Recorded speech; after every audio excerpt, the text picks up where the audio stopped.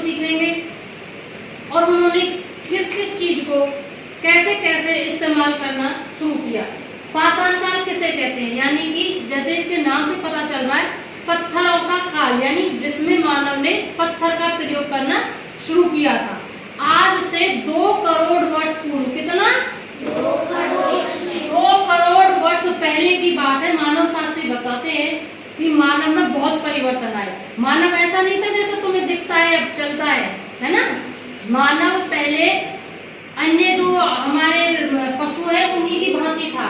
ये बदलाव उसमें धीरे धीरे आए, जैसे कि पहले वो बिल्कुल चारों हाथ पैर नीचे करके चलता था, फिर वो धीरे धीरे ऐसे ऐसे ऐसे ऐसे खड़े होकर उसने चलना सीखा। उसके दिमाग का मस्तिष्क का विकास हुआ, ठीक है। ये धीरे धीरे उसमें अंतर आते चले गए। जो ये अंतर आए हैं मानव के विकास और विवेक आदि की जो जानकारी देने वाले होते हैं उनको कहा जाता है मानव शास्त्री। अब मैं इसमें आपको दिखाऊं जो मैंने अभी विकास की अवस्था तुम्हें बताई थी, देख रहे हो ना सब।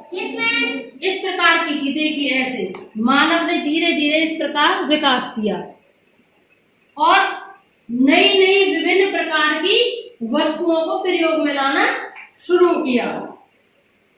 जैसे कि अब देखते हैं पाषाण काल में।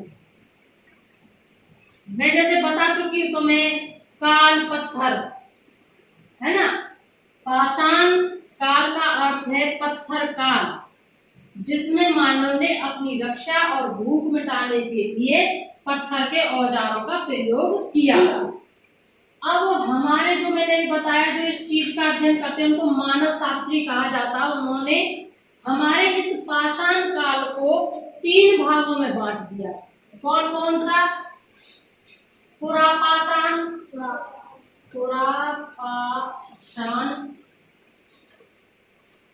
पुरापाषाण काल, दूसरा मध्य पाषाण काल और तीसरा नवपाषाण।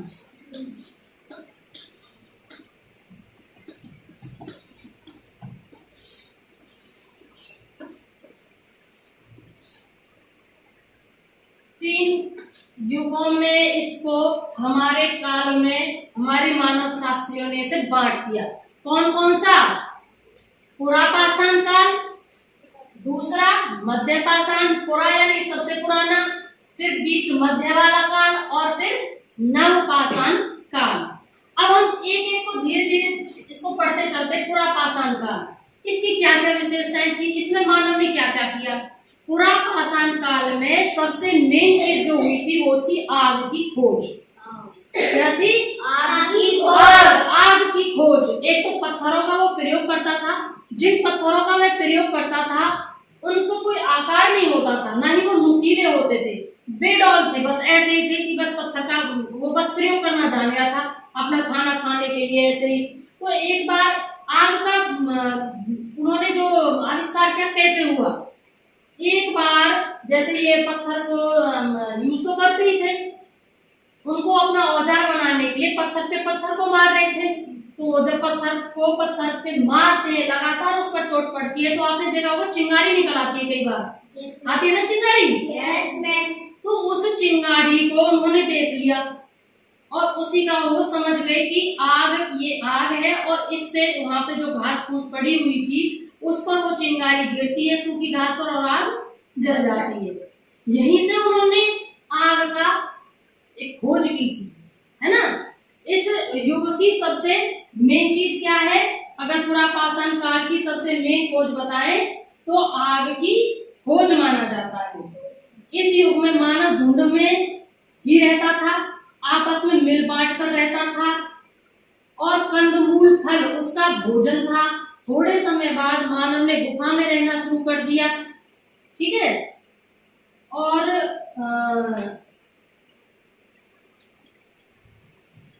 इससे जब वो गुफाओं में रहता था इससे ये चीज थी कि उनके अंदर एक समुदाय की भावना आने लगी थी। वो मिलजुल कर रहते थे, शिकार मिलजुल कर करते थे। इसीलिए एक शब्द आता है बीच में, आखेटक, है ना। ये जो हम पाठ पढ़ रहे हैं इसमें पाषाण काल के नीचे आखेटक भी लिखा हुआ है, जिसका मतलब होता है शिकारी। क्या होता है? शिकारी। यानी कि जो पहला मानव था उसे शिकारी माना जाता है ना। वो शिकार करता था अन्य जानवरों की भांति। ये हमारे पूरा पाषाण काल की विशेषताएं हैं कि वह एक शिकारी था, पत्थरों का प्रयोग करता था, और इस युग की सबसे बड़ी खास बात थी आग की खोज। याद रखोगे ना? यानी आग की खोज कब कब की गई? पूरा पाषाण काल में। अब आते हैं मध्य पाषाण काल में, है ना। अब मध्य पाषाण काल में क्या था? मध्य पाषाण काल में जो ये हमारे औजार थे ये थोड़े छोटे होने शुरू हो गए थे। जो पत्थर के औजार बना रहा था मानव, वो मध्य पाषाण काल में आते आते छोटे हुए थे। एक प्रकृति में बहुत परिवर्तन हुए थे। प्रकृति में परिवर्तन, जैसे बर्फ, गर्मी बढ़ी तो बर्फ पिघलनी शुरू हुई, उससे घास और अन्य प्रकार के अनाज पैदा होने शुरू हुए। कुछ जानवर जैसे खरगोश, ऐसे नए जीव थे जिनकी उत्पत्ति भी हुई थी इसी काल में। हिरण, खरगोश, भेड़, बकरी इसी में थे।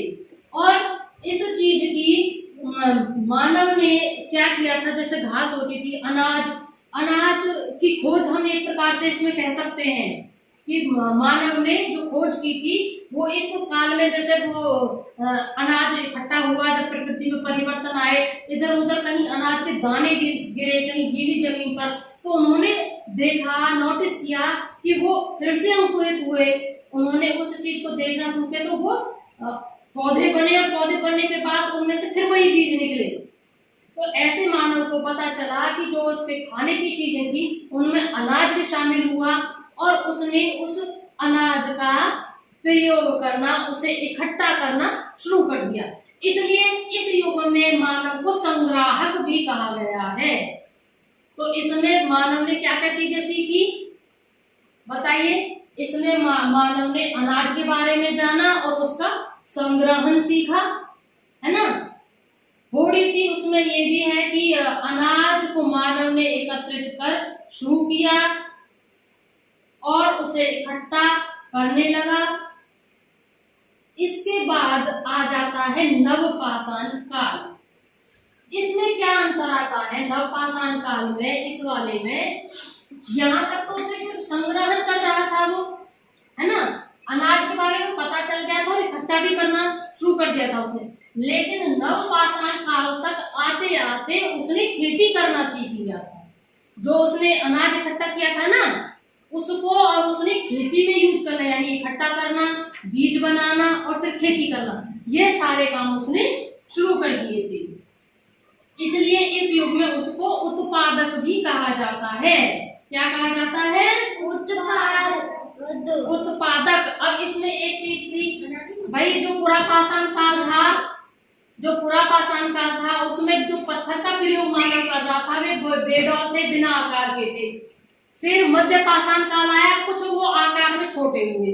अब नव पाषाण काल में वही पत्थर नुकीले होने लगे, उनकी शेप, उनकी आकृति आने लगी, और वो अपने हाथ के अकॉर्डिंग, ताकि अच्छे से ग्रिप बन सके, इस प्रकार से उन औजारों को बनाने लगे थे। ये उपलब्धि थी नव पाषाण काल की। बस्तियों में रहना शुरू कर रहा था। और अगर हम कहें तो नव पाषाण काल का और सबसे बड़ा आविष्कार क्या आएगा? तो पहिया। क्या है? पहिया का आविष्कार किसमें हुआ था? नव पाषाण काल में। और पूरा पाषाण काल का क्या था? आग। ठीक है, ये याद रखना। ये बहुत जरूरी चीजें हैं कि कौन सी चीज का आविष्कार कौन से युग में या काल में माना जाता है। अब मानव यहाँ तक आ चुका था। इसके बाद धीरे धीरे उसने कुल्हाड़ी, हंसिया ये सब बनाना शुरू कर दिया था। पहिए का आविष्कार हुआ तो उन्होंने जो खेती के लिए इधर से उधर सामान लाना ले जाना होता था, पशुओं के प्रयोग से पहिया बनाकर अपनी छोटी छोटी गाड़ियां बनाना भी शुरू कर दिया था। और पशु भी पालने शुरू कर दिए थे। पशु पालने में उनका सबसे पहला जो पशु था वो था कुत्ता। क्या था? कुत्ता। पहले अगर बात आती है कि मानव ने सबसे पहले किस पशु को अपना पालतू पशु बनाया, तो वो था कुत्ता। ठीक है, याद रखना, मैं तीन चीजें मैं लिखती जा रही हूँ, उन चीजों को याद रखना। अब उन्होंने नई नई चीजें, नए नए कौशल सीख लिए थे, जैसे मूंछ की टोकरी बनाना, नवपाषाण काल में है ये, चटाइयां बनाना, कताई करना, ये छोटी छोटी, और चित्रकारी भी सीख ली थी। जो हमें उनके अवशेष मिले हैं उन पर चित्रकारी मिलती है। हालांकि जो चित्रकारी मिलती है उस पर शिकार करते हुए उनके चित्र ज्यादातर हमें मिले हैं। जो पुरातत्वविद बताते हैं, पुरातत्वविद कौन होते हैं, जो इन चीजों का अध्ययन करते हैं। अब अगला युग आ जाता है, इसमें एक चीज और रह गई है, जो इनके लोग मर जाया करते थे, है ना, तो उनको इन्होंने दफनाना भी शुरू किया था, जमीन के नीचे दफना देते थे। और एक चीज और करते थे, जिनको दफनाते थे ना, उनकी जो चीजें होती थी, जो भी वो यूज करते थे, उनके बर्तन होते थे, छोटे मोटे जो भी अपने शरीर को ढकने के लिए जिन चीजों का उपयोग करते थे, है ना, उन सब वस्तुओं को जो उस व्यक्ति की होती थी उन्हीं के साथ दफना देते थे। क्या कह के दफनाते थे कि मरने के बाद उसे इन चीजों की जरूरत तो पड़ेगी, ऐसा सोचते थे कि उसके बाद भी कोई जीवन है, वहां भी इनको इस चीज की जरूरत होगी, तो उनकी चीजें उसके साथ रख दी जाती थी दफनाने में। इसके बाद आता है हमारा धातु काल। धातु काल में इंसान ने धातुओं का प्रयोग करना शुरू कर दिया था। क्या था इसके बाद? धातु काल। क्या था बच्चों? धातु काल। धातु काल, जिसमें सबसे पहले किसका प्रयोग किया था? तांबे का। किसका? तांबे का। किसका प्रयोग किया था? तांबे का प्रयोग करना शुरू कर दिया था। यहाँ पर धातु का प्रयोग शुरू हुआ है, इसीलिए इसे धातु काल कहा गया है। और ताम्र, इसको दूसरे उसमें आपके समझने के लिए तांबा, और वैसे इसे ताम्र काल कहा गया है। ताम्र, देखो इस तरीके से लिखा जाता है, ताम्र काल के नाम से जाना जाता है, जिसमें मानव ने धातुओं का प्रयोग करना शुरू कर दिया था, और उसने धीरे धीरे धातुओं को मिलाना भी शुरू कर दिया था। मानव ने तांबे की खानों का पता लगाकर उससे तांबा खोदकर निकालना शुरू किया। उच्च तापमान में तांबे को पिघलाना, सांचे की सहायता से धातु द्रव्य को विविध रूप में बनाना सीख लिया था। और धीरे धीरे मानव ने तांबे में टिन को मिलाकर, किस को? तांबे को और टिन को मिलाकर, तांबे को और एक और होता था तांबा प्लस में टिन, क्या होता था? तांबा और टिन को मिलाकर सीख लिया था, जिसको मिश्र धातु कहते हैं। यहाँ तक ये चीजें मानव सीख चुका था। अब आपने देखा कि किस प्रकार पाषाण काल को हमने 3 हिस्सों में बांटा, पुरापाषाण काल, मध्य पाषाण काल और नवपाषाण काल। पुरापाषाण काल की मुख्य विशेषता थी आग का उन्होंने आविष्कार या खोज की थी, ठीक है। मध्य पाषाण काल में उनके जो औजार थे वो थे तो वैसे ही थे, लेकिन आकार में छोटे हो गए थे।